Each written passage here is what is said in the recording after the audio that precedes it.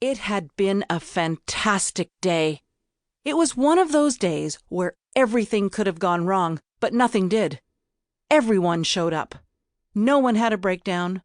She had navigated the needs and egos of the several high-maintenance guests who had nearly driven her crazy with their idiosyncratic demands.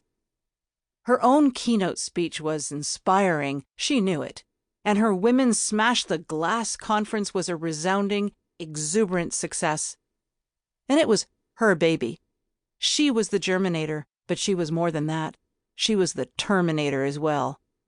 If anyone knew anything about Danielle Champagne, it was that she could see an idea, a concept, a way of life, and see it to full actualization. Yes, today was a great success. She killed it, as her daughter would say. At one point, taking in the entire conference hall from her lectern on the enormous stage and seeing her giant image projected behind her, she had felt dizzy with joy and satisfaction. There was the mayor, in the front row, flanked by Michelle Obama and Reese Witherspoon. There were young women from across the entire spectrum, from every walk of life, looking up at her like she had the answer to all their questions. She, little Danielle Payette from La Pocatière, had brought all these disparate groups of girls and women from all over North America together to find a common voice in the struggle against the glass ceiling that thwarted so many women the world over. If conferences like this could be held in every country, especially those where women were seen as barely more than chattel, they could change the world. In 2 years, she wanted to see simultaneous conferences in Mumbai, Los Angeles, Frankfurt, Cape Town, Jakarta, Sao Paulo, and Moscow. They had already asked her to organize next year's, and she would be sure to at least double her fee.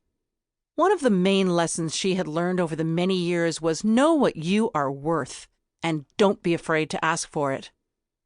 She could hear her mother's voice commenting bitterly on her success. "Tu te prends pas pour du 7-Up flat, hein?"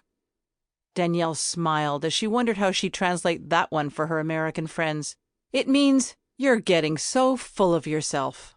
She often entertained them with stories of her mother's uniquely Quebecois expressions that even the French from France, FFFs as they were called here, couldn't understand. Her mother's other favorite was "T'étais pas né pour un petit pain," which literally means "you're not born for a little bread." As an idiom, it means the small life is not for you. But the connotation is pejorative, like being an ambitious woman is unseemly, unattractive. Danielle had resisted that kind of attitude her whole life.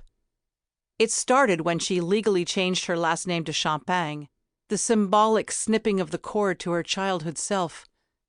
Now she really wished her mother was still alive to see just how big a life she'd created for herself. Not her mother's life, bitter about a husband who left her with 5 kids, a shitty old car, and a house with a mortgage that would take her 3 lifetimes to pay off. Danielle smiled as she beeped off the alarm on her car and slid into the buttery leather seat of her white Lexus.